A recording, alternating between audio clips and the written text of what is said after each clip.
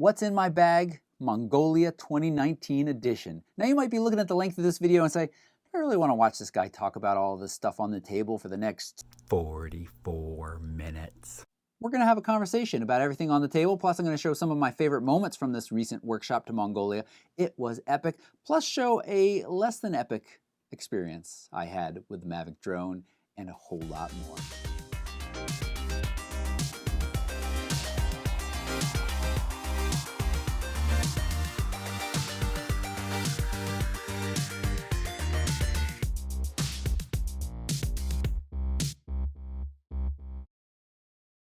This video is sponsored by Squarespace. If you're looking to easily create a beautiful website, gallery, portfolio, or store, maybe you want to sell prints of your beautiful photos, Squarespace is the fastest and easiest way to set that up. Save 10% off your first purchase using the link squarespace.com/photorectv.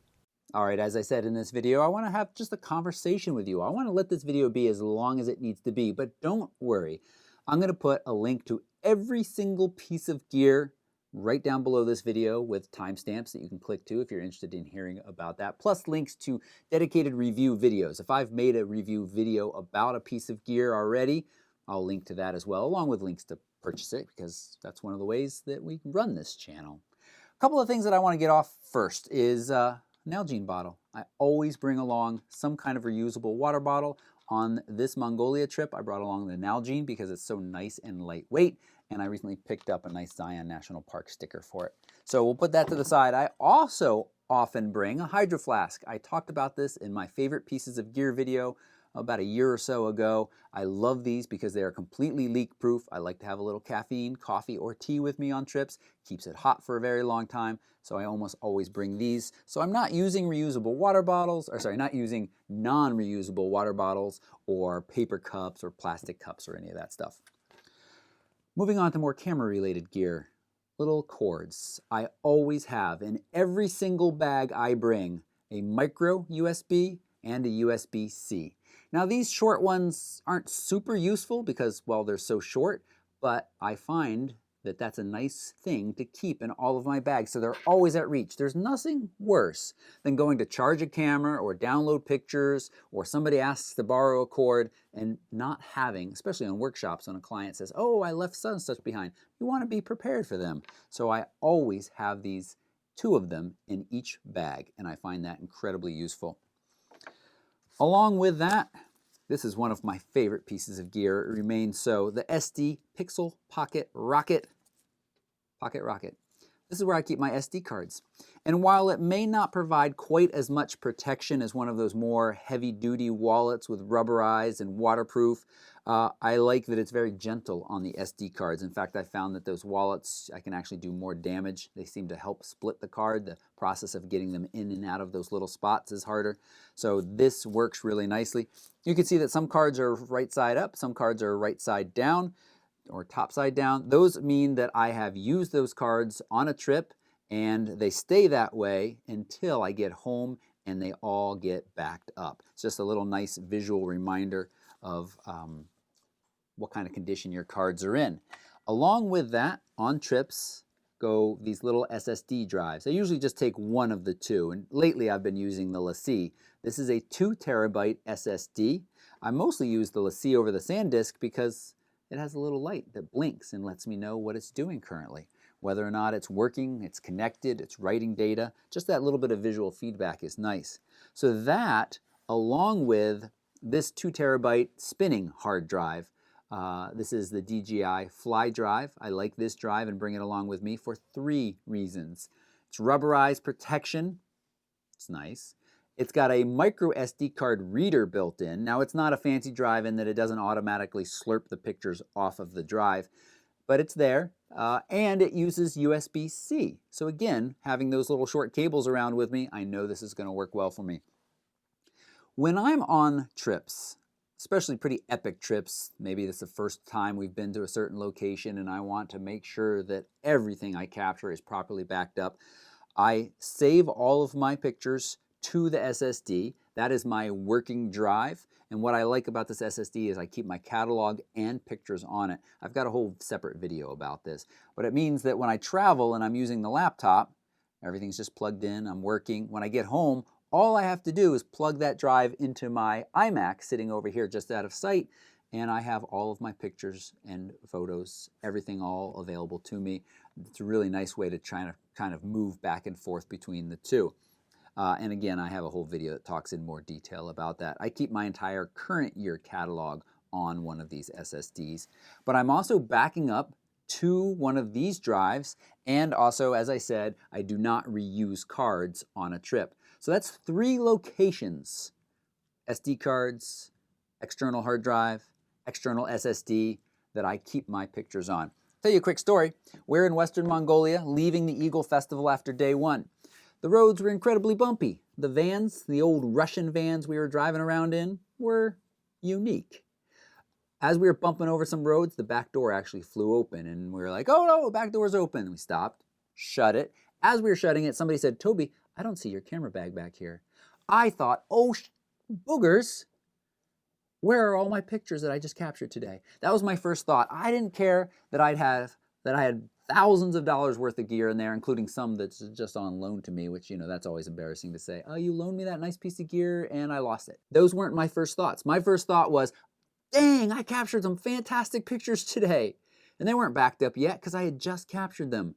And it turns out my camera bag had just been moved to the back seat, so it was still in the vehicle. But again, just being ultra safe with all of this stuff. This is relatively new to my camera bag. This is a MyCharge. It's a USB battery and a little LED light. I find it really, really nice. Not only do you have 3 color temperatures, you've got the kind of pure white, you've got the very warm, and then you have a mix of the two, and you just simply hold the button down to switch between them. You've got 3 different brightness levels. You have 2 USB charging ports, and then a little micro USB you use to charge it.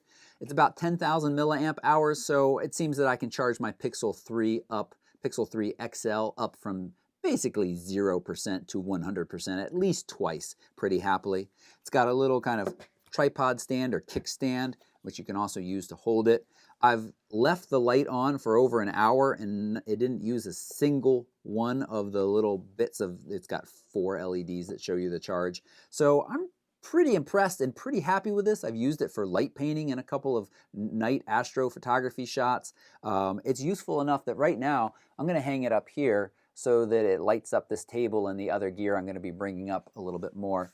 I'd say my only complaint is that it is about $50, which is a little on the expensive side for USB charging and a little expensive for LED lights. But putting those two things together, they're both something that I always carry with me, and having just one now, well, it's nice. It's simplified my gear a little bit.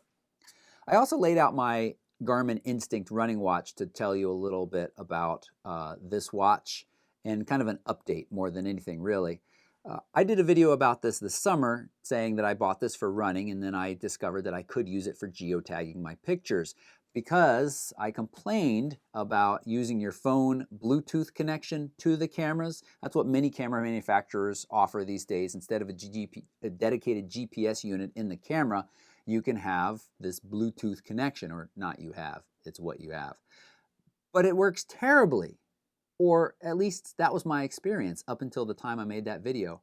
Shortly after I made that video, I realized that it had started working again. The phone to camera connection, location connection. And so then I started watching it carefully. And for the last couple of months, basically since I made that video, it has worked nearly flawlessly. I don't know what to attribute that to. I don't know if it was an update to the app, or the firmware update that came earlier this year. I felt like there was time after the firmware update that it still worked pretty poorly. Or maybe it was just the fact that I complained about it, and then the tech god said, well, we'll make it work now so you look like a dummy. So I do still love this watch. I wear it all the time because it gives me moonrise, moonset, sunrise, sunset time at a glance. Plus, with a little bit of work, it tells you your elevation. That's something we often talk about on workshops. We're walking around and everybody's breathing heavy, and then we say, oh, well, we're hiking at 8,000 feet. Maybe that's why you're having trouble breathing. It's a nice thing to have, and I love it for running. Battery life is fantastic. It lasts for weeks. If you run fairly often, then it's a little bit less. So, That's all of that, except for the MacBook. So you know I've been on a bit of a quest to travel lighter. I tried out the iPad and using the new iPad OS this summer and just found that it didn't quite work for me.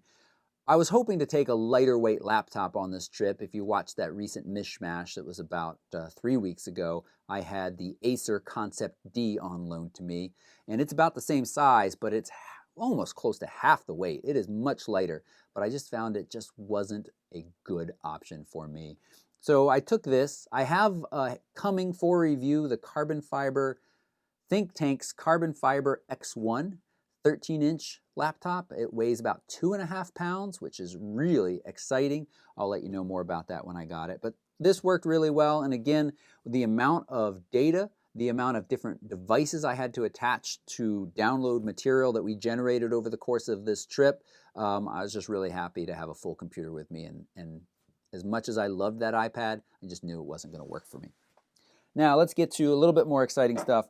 The camera gear, lenses, and cameras that I brought with me. I think let's start with the newest piece and the most exciting that was on loan to me for review. That's the Sony a7R IV. This was the first trip that I really got to put that camera to its test, and I can say it's a very good camera, and I highly recommend it. I think it is the best mirrorless camera at its current price point. Really the only challenge it sees is, well, the Sony a7R III, it being $1,000 less. Now, the first question you might ask me is, as a Sony a7R III owner, will I be upgrading to the a7R IV? And my answer is right now, no. You say, wait a sec, you just said it was a great camera, it's the best in its class, you can recommend it. It is an improvement in all ways over the a7R III. Why aren't you upgrading? Those improvements aren't enough. There's nothing that I really struggle with in the a7R III. There's nothing holding me back as a photographer. There's nothing that this camera does that is going to drastically alter my abilities as a photographer and travel videographer. So for now, I'm sticking with the a7R III, but if you want the latest and greatest, this is great. If you want to save $1,000, I can still happily recommend the a7R III. Lenses I brought with me, the Tamron 28-75 f2.8. I'm still very happy with this lens. It is sharp. That f2.8 is nice for portraits, and it's just such a great value. Its price is just fantastic.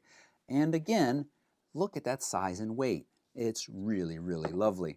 Along with that, I brought the 17-28. Now, I actually struggled a little bit at whether or not to bring this because mostly this for me is a star photography lens, astrophotography. And I just wasn't sure how many opportunities we'd get for that. But it's so nice and lightweight and compact that I thought, well, it fits in my bag, so why not? And I will show you my camera bag at the end where I carry all of this. And I'm really happy I brought it along because we had some fantastic astrophotography shots, far away from lights, just really beautiful stars. Actually, night after night after night, it was crystal clear. So I'm happy. And that's where there are certainly certain dedicated astrophotography lenses, like the Sigma 14-1.8. I mean, that is just a fantastic, it's a stellar star photo lens. But it's such a big and heavy lens that I probably would have left it at home because I said, this isn't a dedicated astrophotography workshop. And that's what I like. Maybe this isn't quite as sharp. This isn't quite as fast as f1.8. But you know what? It's very, very good. And it's nice, lightweight, and compact. And I could bring it along. And then the Sony 100-400. This is just such a fantastic lens. I love it. It's so sharp. It's so fast to focus. That 100-400 range I find useful for landscapes, portraits, and of course wildlife and action. Also along with it, I brought the 1.4 teleconverter. I do have dedicated video comparing the 1.4 and the 2X and also using them both with the 100-400. Honestly, on this trip, we had such amazing access to the locals, to their golden eagles, that I never really felt I needed the 1.4. I had it on a couple times early on in the trip for some of the wild golden eagles we saw, but the 100-400 was close enough for almost all of the time. I also like that you can take the little foot off, and this is a standard 1/4 inch screw hole, so you can put a standard little Arca Swiss plate on here. Just makes it just that much more compact. Not really much lighter. It is a heavy lens. It's not quite as travel friendly as these Tamrons, but it still is pretty fantastic.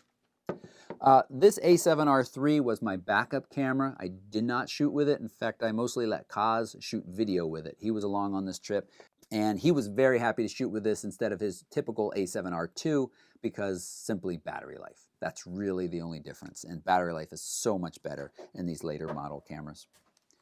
I knew this wasn't a dedicated landscape trip either. This is really about the culture and the people and the experiences, and while we saw some fantastic landscapes, I knew that filters weren't going to play a big part in my photography there.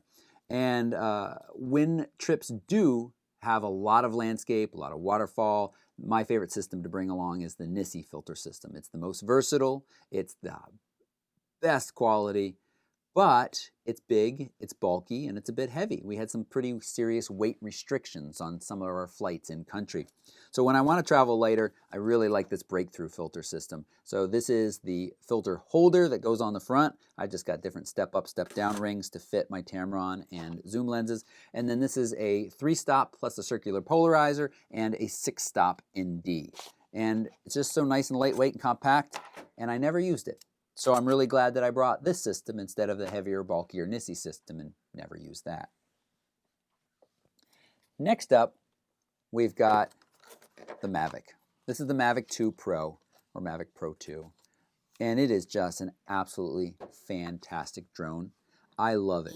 I love it for its video quality, its image quality, its flight time, battery life is another way to say that. It just is a fantastic drone, and the fact that it folds up and fits in my camera bag with all of these other pieces of gear easily with room for some of the accessories still, that to me is just awesome. I brought it along with the standard controller because, again, portability. I've got one of the little nubs on to show you. When they both come off and then they fit in here, it just nicely fits in my camera bag. It's so nice and portable. I would like that smart controller with the built-in screen so that it's just that much more ready to go and easy, but I'm not willing to trade the convenience and the size and the portability for that.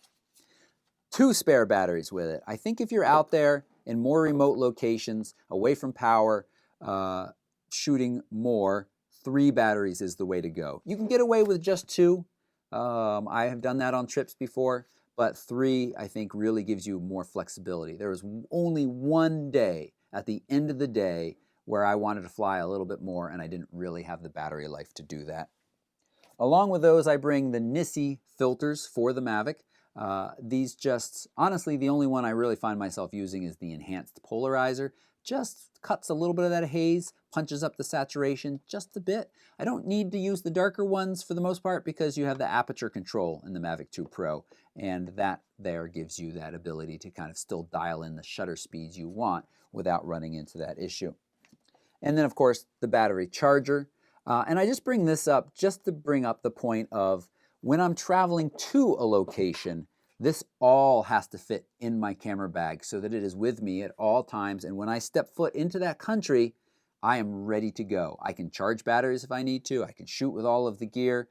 Only uncritical, is that a word, uncritical? Less critical gear gets packed in my checked bag because there is a very real chance that checked bag will be delayed or, end up at a different location. This hasn't happened to me yet while teaching workshops, but it could at some point in the future. So I want critical pieces of gear to arrive in country on my body. And I'll show you other stuff that I check in a minute. Let's move on to this little thing that I have a love-hate relationship with. My GoPro. I'm working with the Hero 7, and let's start with the hate part. That is the fact that just about every time I pull it out of my camera bag, the battery's dead inside. The battery life in these things is terrible. You let them sit for a few days, especially if you've got Wi-Fi turned on, especially if you've got the voice control turned on. You're going to pull that out and it's going to be dead. So an absolutely mandatory accessory is their little charger that charges 2 batteries at once via USB-C. It's nice, it's compact, it's lightweight, and I think it's mandatory if you're serious about using this.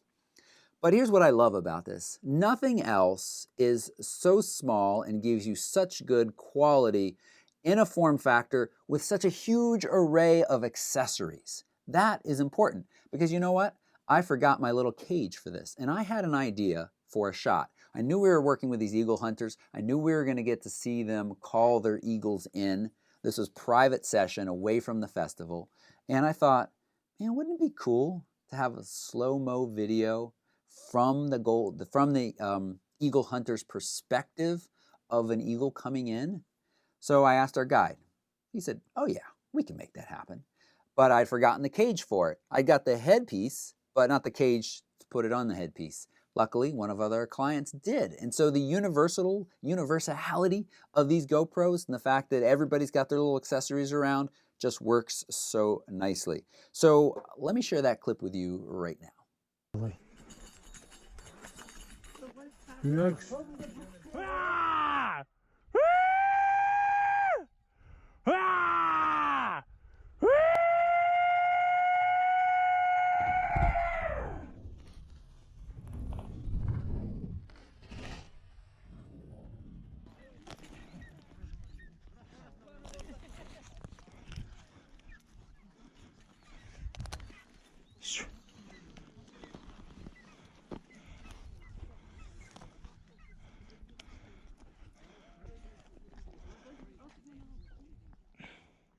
If you're doing action-typed activities, they are quite good. And I have to say that voice control works really well. Another hate, though, is that it freezes up on me fairly often, more often than I want. There was the day where I was using it in a workshop where we hiked the Narrows in Zion National Park.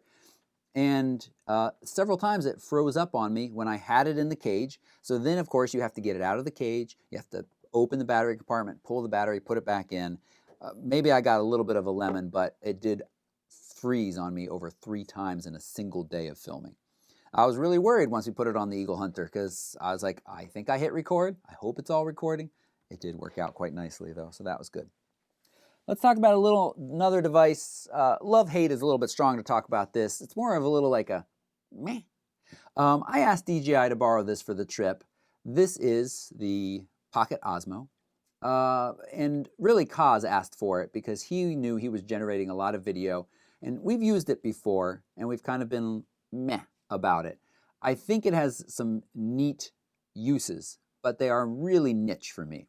And that is, if you want smooth, stable footage in a very easy, very pocketable format, this works well while you're moving. It provides that really well. So I'm talking actually moving, like you're walking, you're running, you're in on a really bumpy road in Mongolia in a Russian van. Those aren't, they could be independent of each other or together, I don't know. It will give you really smooth footage. It's cool. But you know, it falls apart in low light. And if you're just standing around capturing footage, man, just use your phone. Quality is very similar and it's just as easy to work with. It's really when you start moving. And it does provide a level of stability over the electronic stabilization built into the GoPro and the Pocket or the Action Osmo as well. But you know, it's just kind of cumbersome, and to have more controls, you got to have your phone plugged in. But you know what? Another spot where that can kind of shine. I meant to tease this at the beginning. I did bring a selfie stick, but not for selfies, for longer, higher shots from this.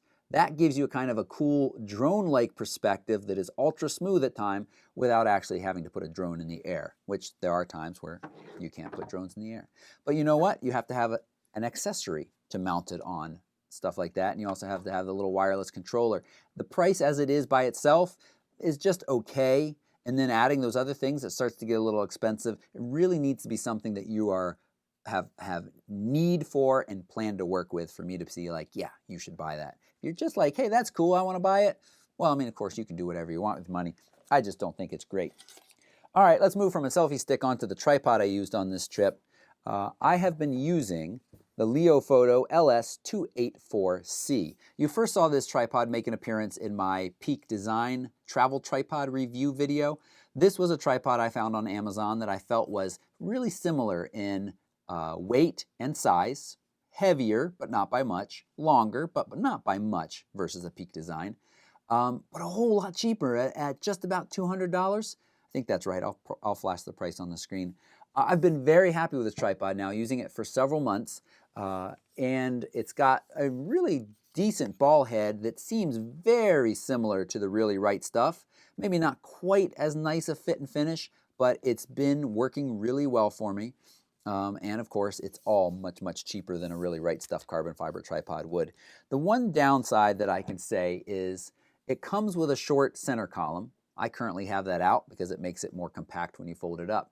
But without that short center column, sometimes if you're shooting a vertical orientation, you're going to hit the leg of the tripod. And so then you have to you have to move your tripod, position it. Reposition it is the word I was looking for. And then you can find that spot.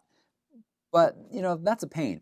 So I should either use the center column or something else that I've been using is this really nice bracket from Smallrig. This is an L bracket.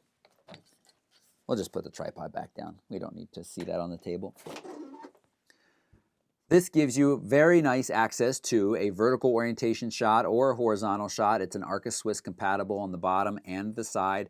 Made really well. This is for the A7R III, and it fits it like a glove. No wiggles at all. It comes with a little built-in hex wrench that sits right there via magnets, and has the fit and finish of a much more expensive L bracket. I've tried cheaper L brackets and ended up just sitting in a box because they are crap. They feel like crap. They look like crap. This one is the opposite of that, but it has a price that is very reasonable, I think. It does not fit the A7R IV because enough of a design difference, because it fits the A7R III like a glove. It doesn't fit the A7R IV. I'm sure they're making one for that if they haven't already, but just really, really like this piece of gear. Plus, it makes the A7R III just a little bit more grip friendly. No, it doesn't give it that nice deep grip on the A7R IV that if you've heard people talk about it, it's hard. The ergonomics are really a good bit nicer on the A7R IV. As I said, I'm sticking with the A7R III. Really, I'm not too sad about that, but when I put my hand now on the A7R III, I am a little sad. It's not quite as nice. It really isn't. You notice on that L bracket, you may have noticed, and also on my A7R III, that I have, I wonder how things get tangled like that. These little Peak Design capture clip bits. That is for use with the Peak Design leash. I hate straps. I mean, I hate them with a passion. They seem to be always in the way. I'm helping workshop participants. We're setting up for vertical shot, and I put my hand on their camera, and it honestly feels like the straps are flopping around like a crazy eel. They're just in the way, getting in front of the viewfinder. They're just always in the way. And it's really rare that I want to strap on my camera. But there are times, maybe you're bouncing along in a Zodiac and you don't want to lose your camera overboard. So a strap is necessary at times. So I often bring this little Peak Design leash strap with me. It is the best one, I think, because you can easily remove it when you don't need it, and it's not gigantic and thick, and it's easily adjustable, and it looks pretty nice too. So I like that. But that's not how I usually carry my camera. Almost always on the bottom of my camera is a SpiderPlate.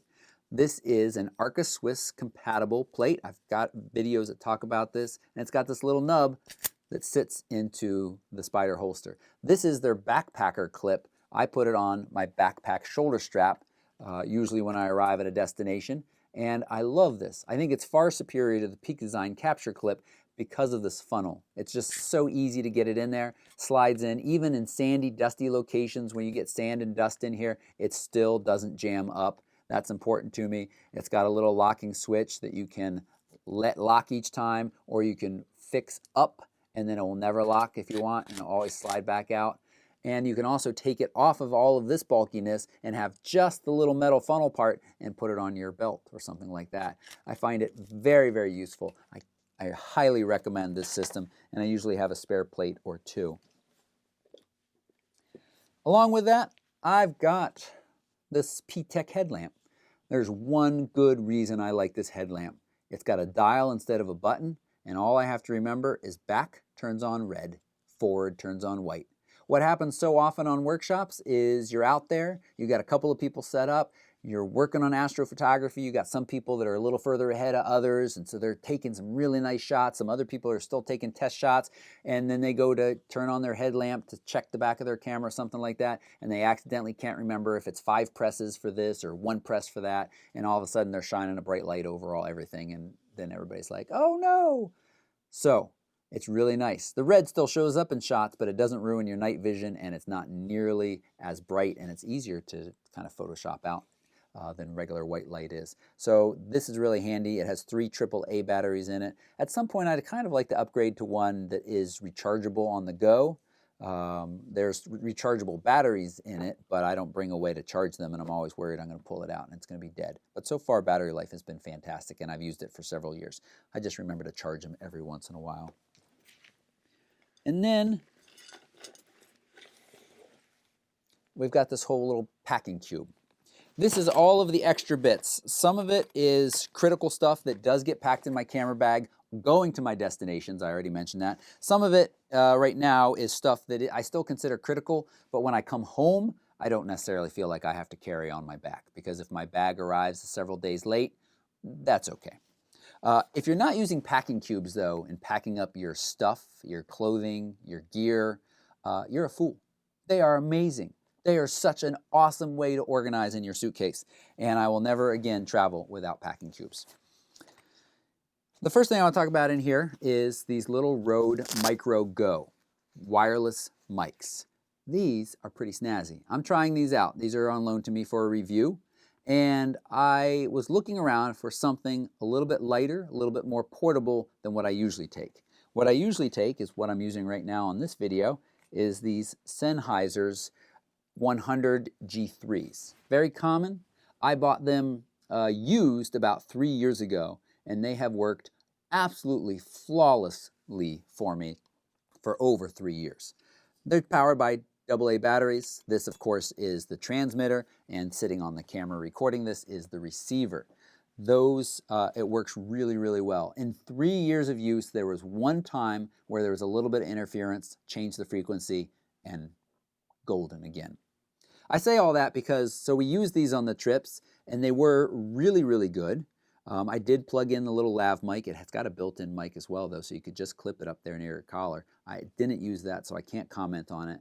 I just plugged in my nicer lav mic, which I think gives you a little bit more versatility. But one of the times we used them, we did have a little bit of interference. It was cutting out.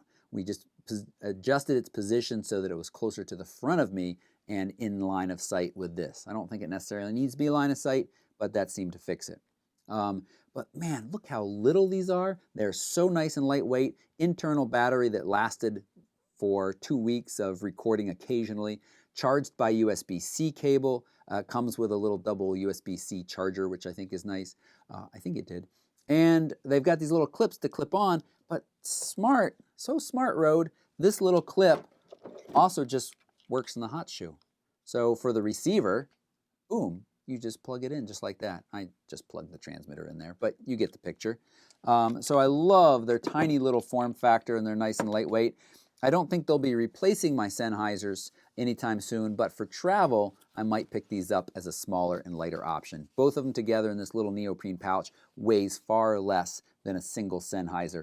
Plus the fact that when I bring the Sennheisers, I also have to bring some way to charge AA batteries. Nothing else I needs those, and so you always want to make sure. Even though battery life in the Sennheisers is fantastic, you don't want to end up in a situation where you leave it on and forget, and then you end up with dead batteries. Also in this bag that I bring along to all workshops, and I used in Mongolia as well, is the Miops Smart Mobile Remote. I think I'm saying that correctly. This little Bluetooth connector talks to your phone and your camera and lets you set up for long exposure time lapses, HDR time lapses, bulb ramping. It's got a bunch of sensors in it as well. Honestly, I just use it for long exposure time lapsing. And oftentimes not necessarily making a time lapse, but then putting those together into a star trails shot. I like to shoot for 2-minute long exposures, which lets me get a nice low ISO. I really like this thing, but I'll say that if you only use it for what I'm using it for, it's a little expensive. I could use one of those $25 remotes that are a little bit cheaper, but I've been very happy with this. The only thing I could say negatively about it is that it uses that stupid older USB style, not micro, but I think mini the one that older GoPros used to use. But I can't remember the last time I charged this. Its battery life is fantastic. It just always is ready to go when I pull it out of my bag, even when I go, oh man, I can't remember the last time I charged this. Connect to it, it says it's at 100% or 80%, and it's good to go. They sell camera connection cables for different cords. They sell different cords for different cameras. So I really am happy with that, and I like it a lot. Although I would like, it does blink orange every time it takes a picture. I'd love to be able to turn that off so that it's not blinking orange around people. It's actually kind of bright enough in some darker situations. This is the Zendure, what do you call one of these things? Travel adapters. It has basically the plugs for all of the different countries that you might visit on a normal trip, and I find that really useful. Plus 4 USB ports, plus you can plug in all different cords to it from other countries. You say, well, why might you do that? Sometimes when you arrive at hotels in other countries, they have a power strip for you. But what's nice is to plug the power strip into here, so you have the ports, the USB ports, and then you can, of course, plug the power strip in and then plug this into the wall. I have 2 of these with me. One gets packed in the checked bag, and one gets carried on with me so that I have that option with me as I travel in airports. Though in most airports, you can find US plugs or US-enabled plugs. They make a lot of them these days that you can plug multiple things into. HDMI cord, we often teach Lightroom on many of our workshops, and so it's nice to have that along as well. The drone. I forgot that I was going to talk about the drone crash. I'll show that clip right now. So it's got sensors all directions around it, which makes it harder to crash. But for some reason, I had the side sensors turned off and was, well, a little bit distracted by the fact that I was watching this van go really, really deep into the water. So I'll show that now.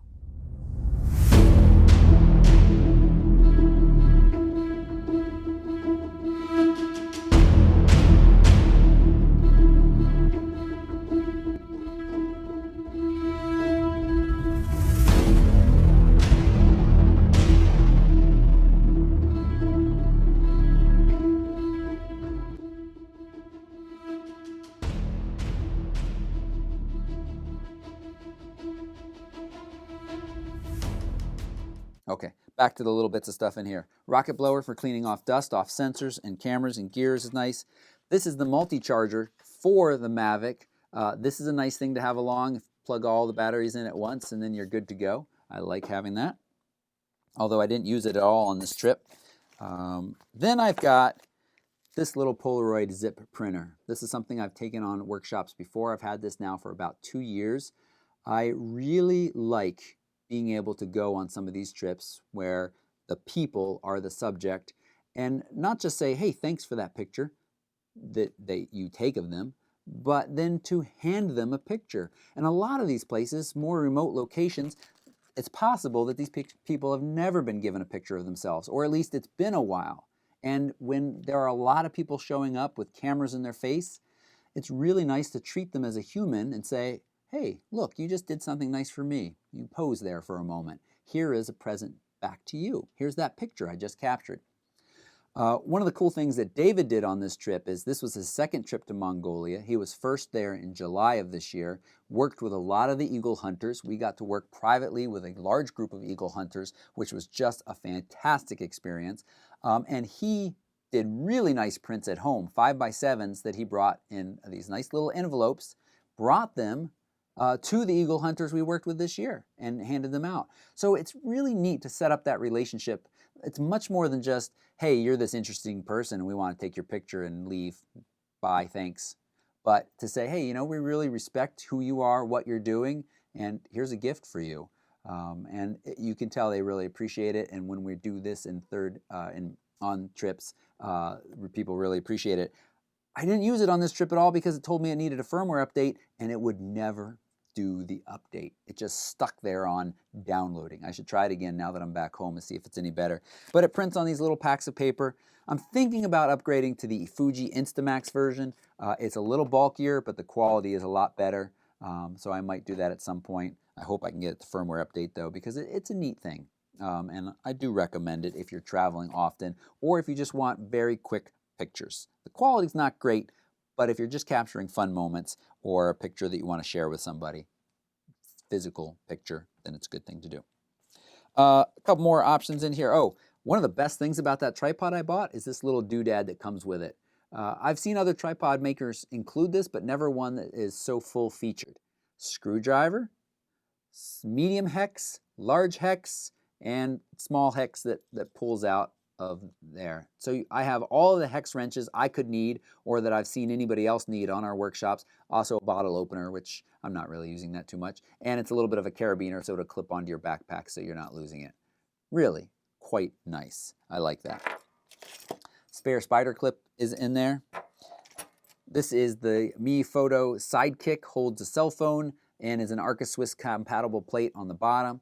I rarely use this, but I always bring it along in case I want to shoot a longer time lapse with a phone, or just gives me an option, and it weighs nothing and it takes up so little in the bag.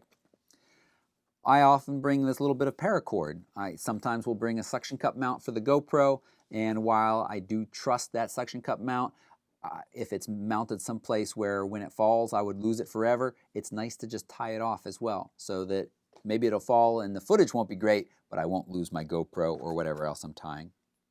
This is one of those little Peak Design Arca Swiss compatible plates, and it's often attached right here on my 100 to 400. And I just love that you can take that foot off and have it be just that little bit more compact.